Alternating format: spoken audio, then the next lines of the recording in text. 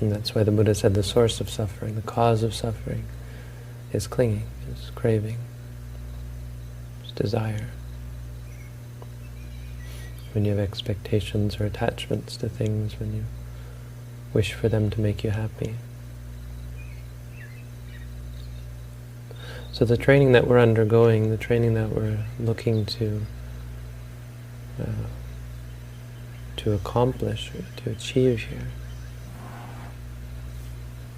is to not suffer, is to free ourselves from all the baggage that we carry around about our experiences.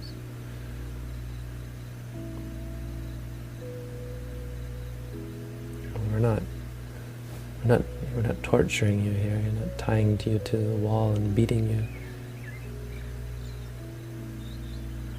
The pain we experience in sitting is actually quite minimal, but because of our bad habits, because of our lack of training, we create all sorts of suffering out of the simplest things. It's too hot, it's too cold, it's too loud, it's too quiet, it's too boring, too dull, it's too stressful. We create baggage, we create problems.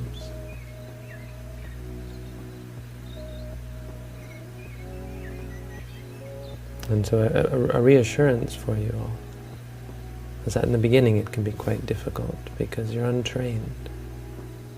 Not because the meditation is stressful, but as you train yourself, once you're present, when you experience things as they are, it's quite peaceful. It's quite effortless. Well, it takes time to get there, but you get to the point where eventually you're able to experience things just as they are. And so our training is moment by moment to cultivate new habits, to cultivate the habit of mindfulness. And that's the other part of what needs to be said, is that this is about habits. Training is about changing our behavior, so it's something that has to be a habit, and it's dealing with and combating our bad habits. So a lot of what you're dealing with here is going to be not just the wrong reactions or reactions that cause suffering, but habits of reaction. Meaning that you might think that at some point you've figured it out and you've solved your problems and you've changed your behavior, you've learned how to respond and how to react properly, but in the next moment or the next sitting or the next hour or the next day, it all comes back because it's about habits. And so this is why meditation takes patience. So what you're doing here and why you're doing it again and again and again is because the mind is only made up of tendencies, patterns, habits. That's all we are. Our whole personality is just habits, which is exciting because you can change them. You can cultivate new habits, you can cultivate good habits, and you'll find it much easier to live, much easier to be. Which brings us to the next thing that needs to be said, is why we're doing this. Okay, we talk about being present, we talk about seeing things as they are. Why are we doing this? Why are we so concerned with, can't we just be happy with the way things are? Hey, things weren't so bad. When you come and meditate, that's one thing, is it starts to seem, things weren't so bad, maybe I should just quit and go back. Because it's challenging, right? Meditation is a challenge, and there's a temptation to just go back and wallow in your ordinary suffering. But there are very good reasons to meditate. Our bad habits are quite dangerous. There's much danger out there. Death is a big one. Right? Maybe not your death, but the death of someone else. the death of those you love, the loss of things you love.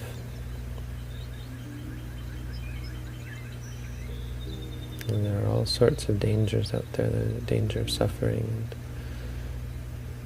so much danger for those, for as long as we still have clinging, as long as we still have craving. The danger that we won't get what we want. The simple danger that we'll be put in situations. It's not even a hypothetical danger. It's the danger we face every day. That maybe today we'll be put in a situation where we have to suffer. Not because of the situation, but because of our expectations. Because our patterns of behavior clash with the reality of the experience. At this moment I want to be entertained, I want to be pleased, I'm not being pleased. Reality doesn't accommodate our desires, doesn't accommodate our mind.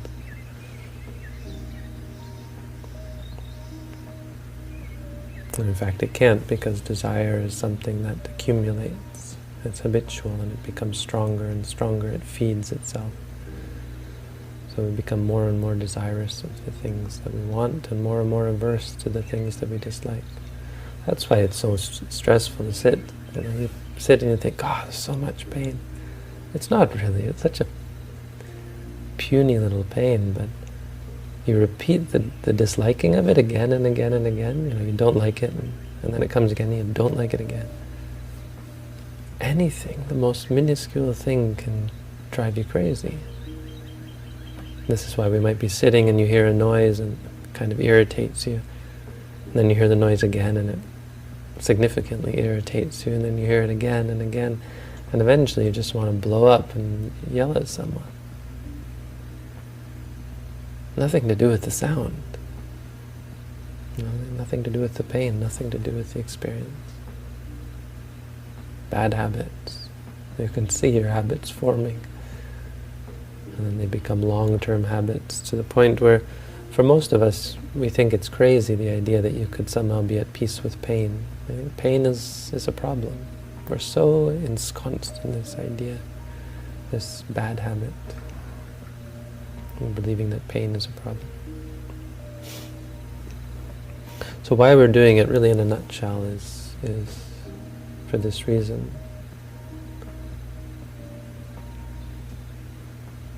Ordinary life is fraught with problems, it's fraught with difficulties. If not yet, then to come. Looking at people who lose a loved one, and how stressful and how much suffering comes from that. When in fact, from a Buddhist point of view, it's like, what? They moved on, It's like, be happy for them, or at least not happy, be more concerned for them rather than sad. There's nothing to be sad about.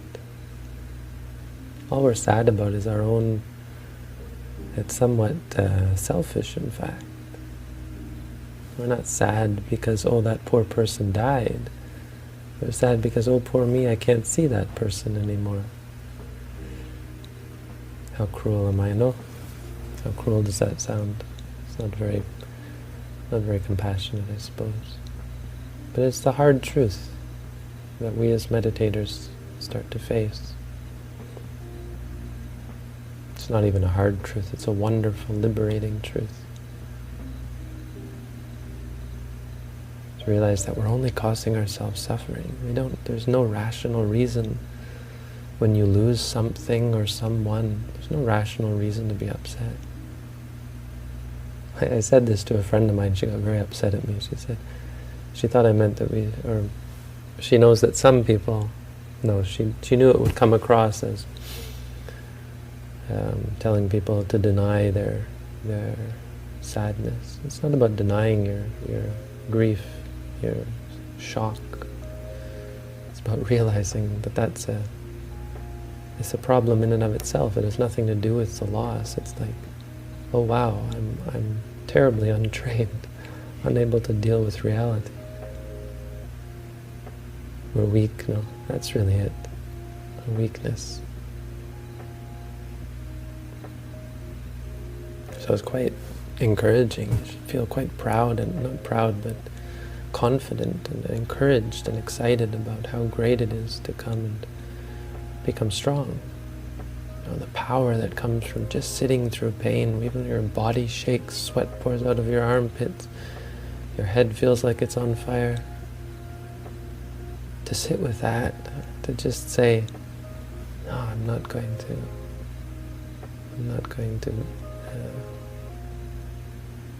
succumb.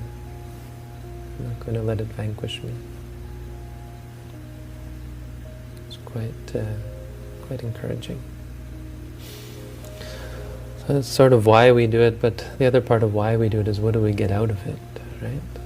What are we going to get out of this? And I always tell meditators not to think about what you're going to get out of it, not to sit there and say, are we there yet? Are we there yet? Are we there yet? Don't have expectations, they don't help. But if you're confused or a little bit unsure of whether you're actually going to get anything out of this, then we can talk a little bit about what you get out of it. And the first thing is purity. That should be a good sort of standard for you to live by during your practice. The purity. Because you'll feel, you don't have to be told what is impure in the mind. You'll see that which is ridiculous and useless and harmful to you. That's the impurity. You can see it. You can see your mind as being so full of crap, full of garbage. You don't have to be told that it's garbage. You don't have to believe me that it's garbage. You'll see for yourself. You'll say to yourself, that's garbage. That's useless. That's harmful. I'm hurting myself.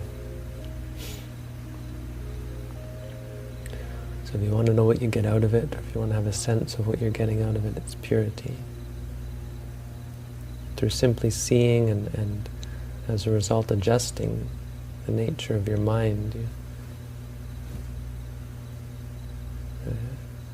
your mind becomes pure. By degrees, purer and purer until so many other benefits accrue to you. You start to free yourself from depression, stress, anxiety, fear, worry, doubt, laziness. You're able to overcome suffering. You find that when there's pain, you're not upset by it. You don't suffer from it.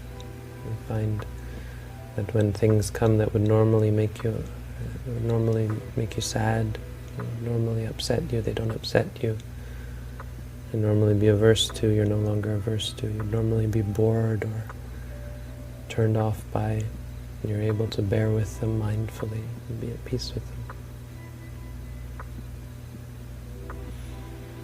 You gain confidence. You feel sure of yourself. You find the right way. Period. The right way.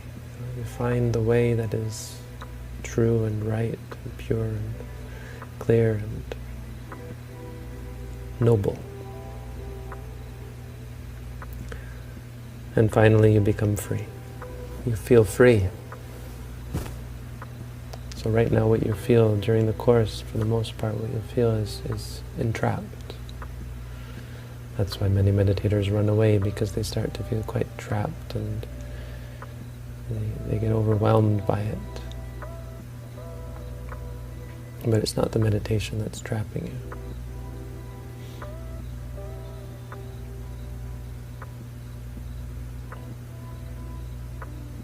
Meditation allows you to stop and see how trapped you are, because if you keep running around the cage, it's possible, like a hamster in a wheel, right? The hamster doesn't know it's in a wheel. I don't know if it does or not. Maybe they know and they're just getting exercise, but it's possible. If you run around in the cage enough, you can feel like you're free. Not realize that you're bound.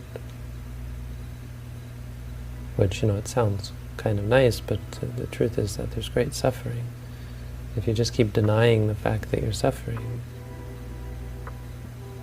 avoiding it, right? You suffer, but then you avoid it. You find a way to fix it temporarily. So when you stop trying to fix it, you get to see how much suffering there really is. You get to see what you've sort of been ignoring about your life. See how trapped you really are.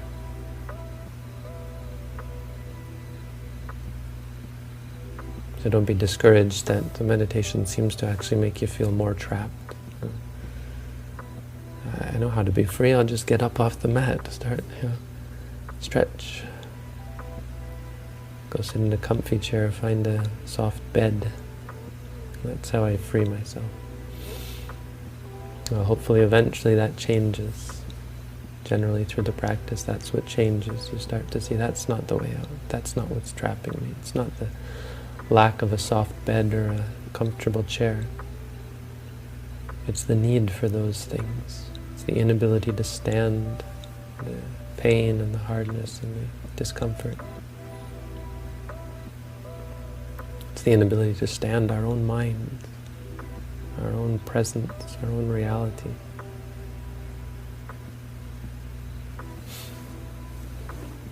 Anyway, so there you go. There's some opening words, because this is the new year and this is our first broadcast, and this is my first talk to all of our new meditators. Except we have Brenna is here. She reminds me that she was with us in Stony Creek. Couldn't remember where, but Brenna is here. Some of you know Brenna, I think. Javen is here. Javen was here last year. Javen might be a long-term. We'll see how long he lasts. I've got two new guys, one staying for various periods. Maybe you'll get to meet them. There you go. That's the Dhamma for tonight. Thank you all for tuning in.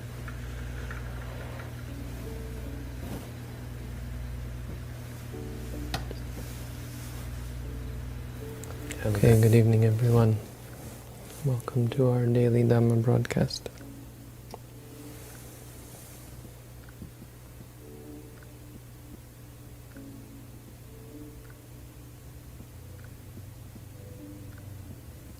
Today I thought I'd go back to the basics.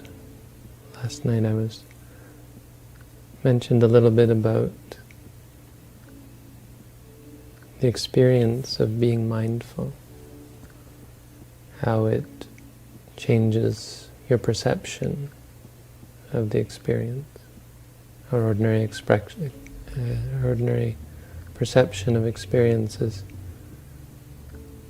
often clouded.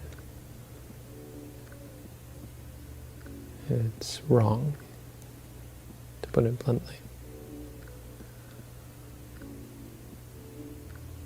And so I wanted to talk a little bit about the experience of mindfulness, the very basics of our practice of mindfulness. Of course, to do that we go back to the Satipatthana Sutta in the Digha Nikaya, number 22, and in the Majjhima Nikaya, number 10.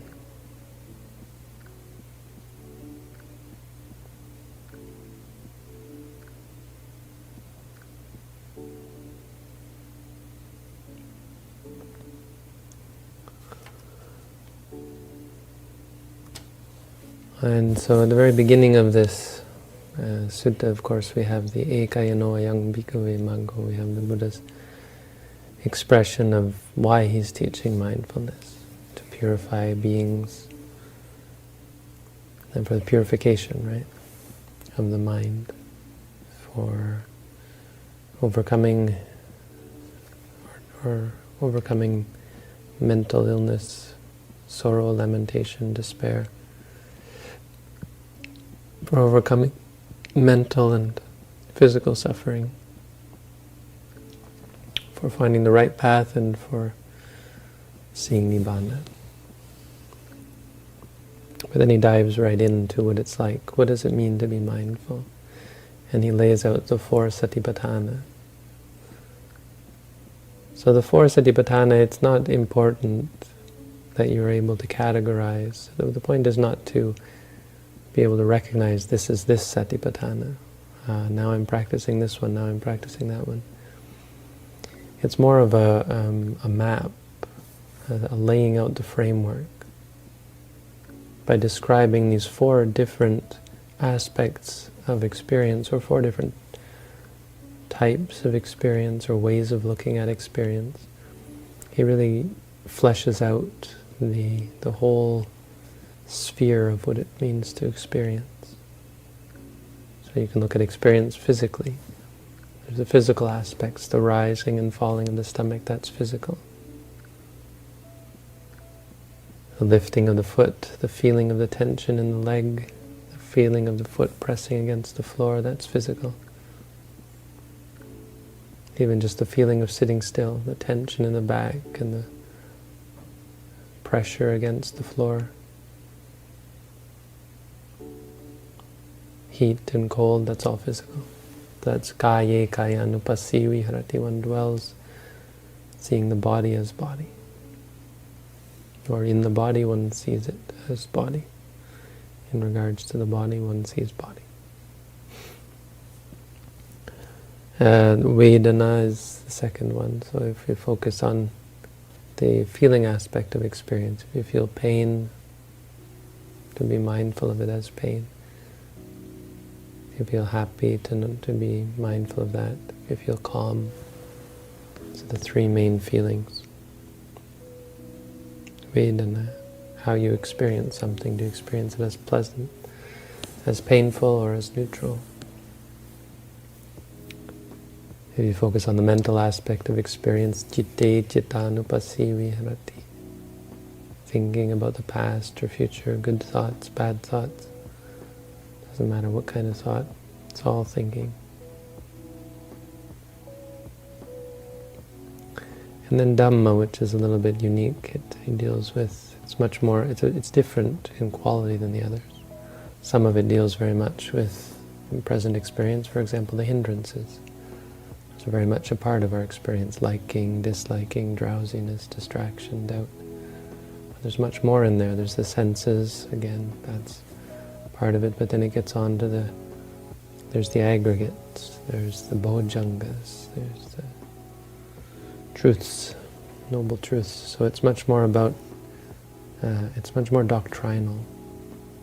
This is why I think it's called Dhamma. Anyway, it doesn't really matter. The essence of our practice is our experience, based on the 4 satipatthana. But it's the quality that's most interesting. Because quantity is fairly straightforward, right? You can tell me how many hours of meditation. The meditators will often tell me how many hours of meditation they've done.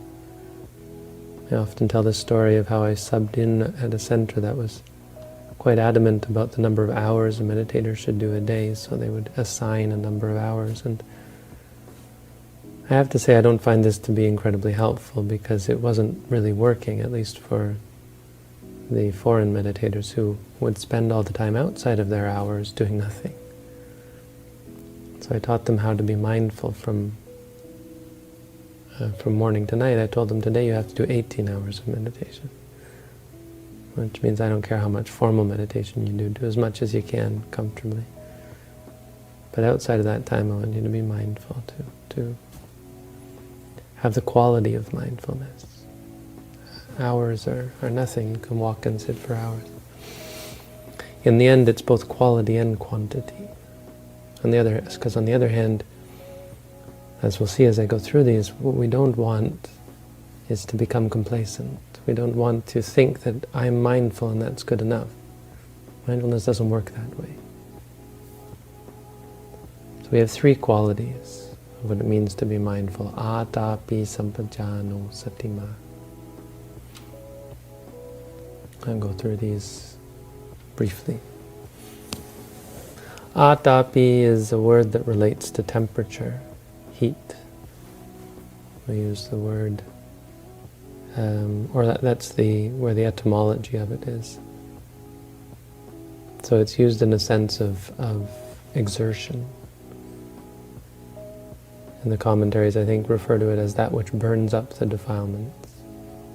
That's apt because we become complacent even in meditation. Like even if at some moment we're very mindful, this is how mindfulness becomes a hindrance, because you're mindful and then you cling to the fact that you're mindful. Meaning you become content. Oh yes, I'm very mindful now, and you're not anymore at that moment. Once you think about it and once you get attached to it, you're immediately no longer mindful. So atapi is the effort that we put out to build up quantity and quality, both. Both quality and quantity, which means you can't just practice for hours without having the mental energy to see the rising and the falling. Put the mind with the object. When you walk, is your mind with the foot? Are you aware of the foot moving? Or are you letting your mind wander? And then quantity, are you doing it again the next moment? Are you moving from, are you mindful of the next experience and the next experience? It takes an incredible amount of effort, an incredible amount of mental rectitude, so uprightness of mind, straightness of mind, to keep yourself from sliding back into, oh, it's okay, I'll just take it easy for a bit, right? Something you have to train at, something that requires quantity to get good at. You have to do it again and again, and to really gain concentration, which is not mentioned here, but to get to the point where you're focused, which is what everyone understands is important in meditation. You have to practice, you have to cultivate it repeatedly, moment after moment. You can't slack off.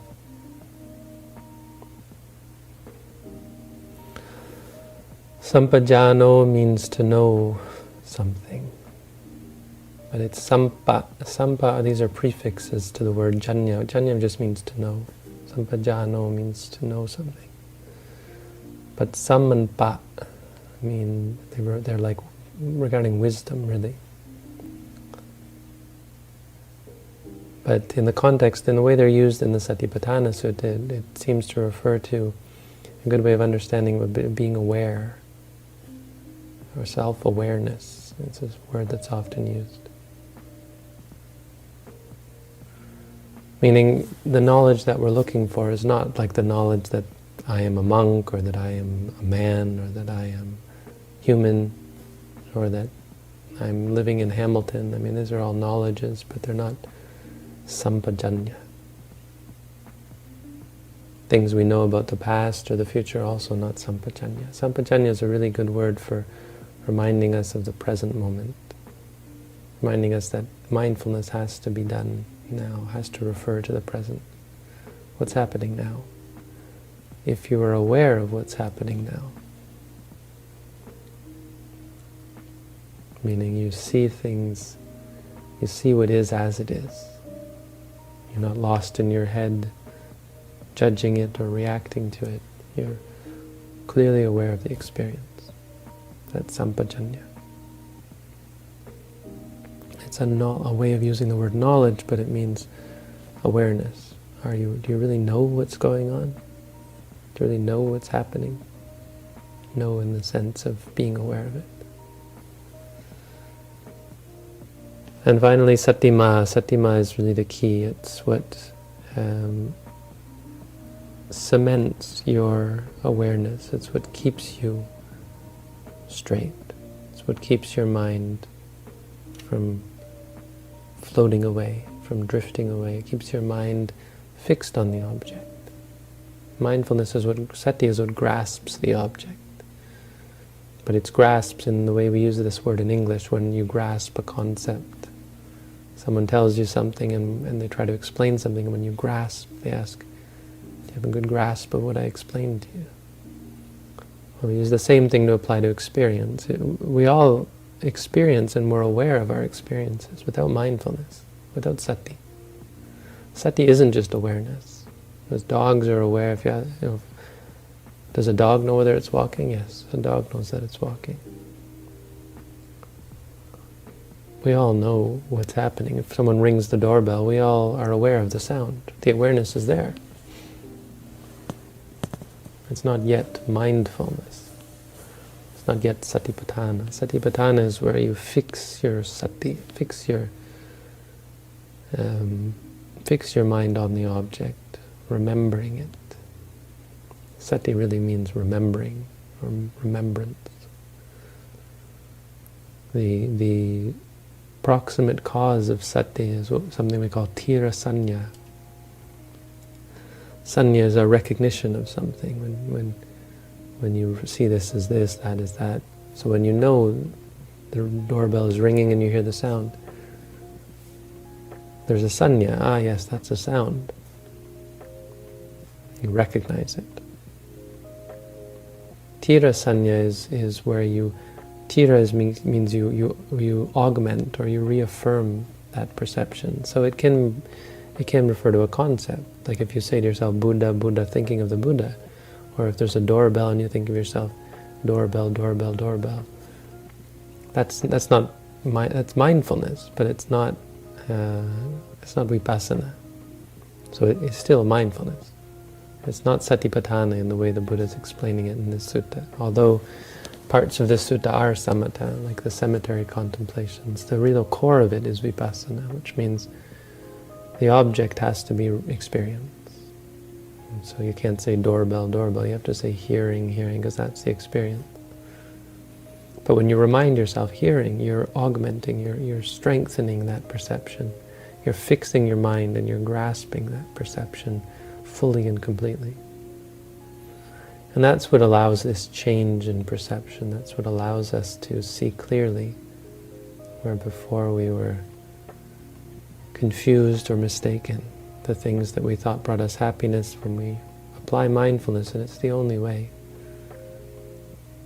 we can break through the veil of ignorance, to see things in a whole new way. It's quite eye-opening. So that's what the Buddha says in the first section, and then he starts talking about he goes through each of the four satipatthana in various ways by which one can practice sati. At the end of most of the sections he says, I think all of the sections he says, for example, for the body he says, one sees iti ajjatang va kaye kayanupassi viharati. So one dwells in regards to the body, seeing it as body, seeing body. And then one sees the arising of body and the ceasing of body. One watches, meaning one is really aware of the experience from beginning to end. I mean, this is really what makes this an experiential practice. It's not about knowing, okay, now I'm walking. It's about really experiencing the beginning of a movement and the end of a movement. That's the samudaya dhammanupassi or vaya dhammanupassi. And then at the end he says something that I'm really quite interested in. He says, Atikayoti va panasa satipachupatita hoti. One establishes mindfulness just to the extent atikayo, there is the body, or this is body. Meaning really it is what it is really the point. Not it is body, but that thing is what it is. Body is body, walking is walking, and so on. In the Sampajanya Pabba he says, Gachanto va gacchami ti bhajanati. When going, one knows, I am going, I am walking. Gacchami. Pali grammar is different from English, so one word means I am walking. In English we just say walking, walking. But in Pali you say gacchami, which also has the first person pronoun, or first person subject embedded in it.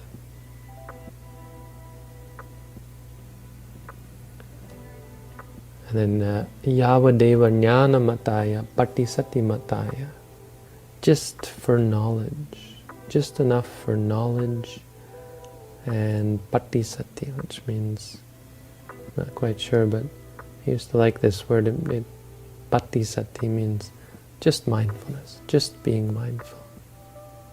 This is the whole seeing things as they are. It's not adding anything. So instead of saying this is good, this is bad, this is me, this is mine, we say this is this. And if you're aware of that, that moment is mindfulness. You're aware of things as they are.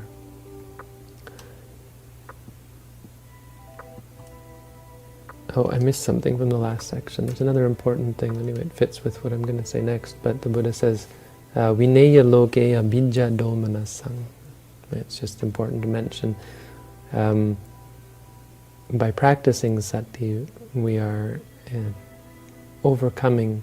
The idea is to overcome judgment, really. Liking and disliking. Because when you don't have...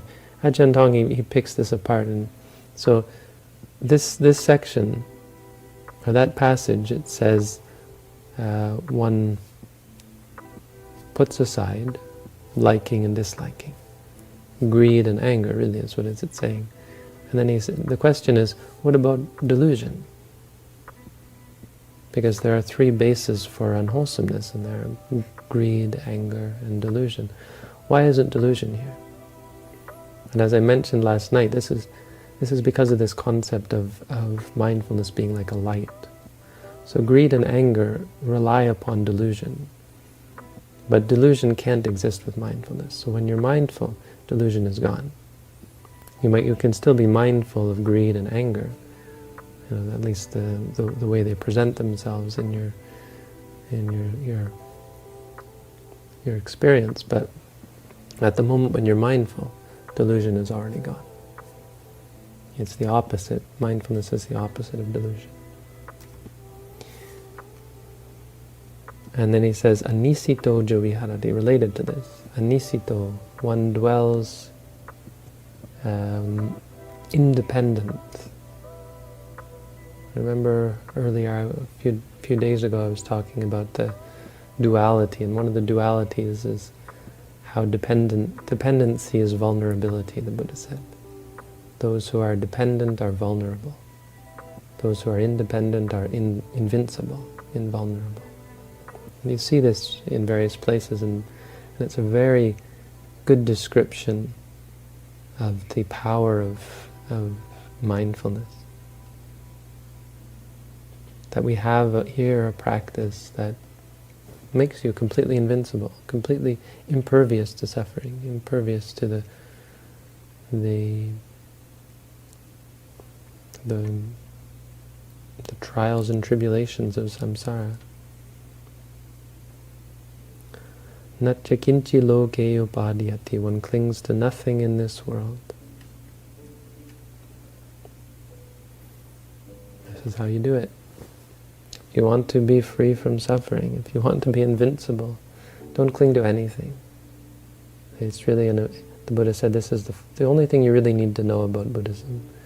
If you want to practice, the only thing you really need to know before you start learning how to meditate, sabbe dhamma na lang abhinivesaya. No dhammas, nothing, no thing is worth clinging to. Evaṁ ko bhikkhave bhikkhu kāye kāyanupassi vihārati. This is how one practices mindfulness. This is how one practices to be mindful of the four foundations of mindfulness. So it's quite simple. There's not a lot to it. But it's also quite concrete, the difference between mindfulness and ordinary experience.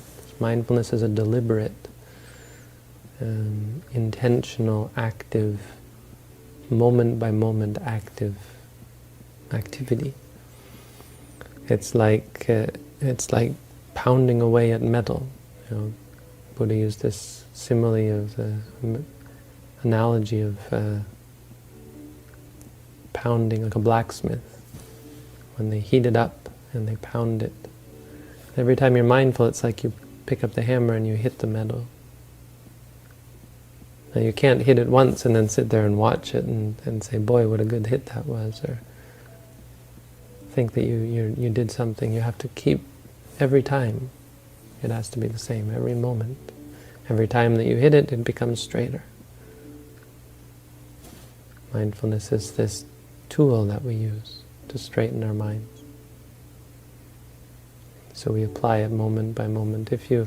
Obviously it's in the beginning, for sure it's going to be hit and miss, some moments mindful, some moments not mindful. But it's very important we see the clear distinction there. You can only measure moments. You can't measure hours, days, months. We'll talk about how many years they've been meditating. It's not really that useful. What's useful to talk about is the moments. How good are you at being mindful, moment to moment? How many moments a day are you mindful? So, there you go, a little bit about mindfulness tonight. Again, basics, but the most important part of our teaching, really. So, thank you all for tuning in. Wish you all the best.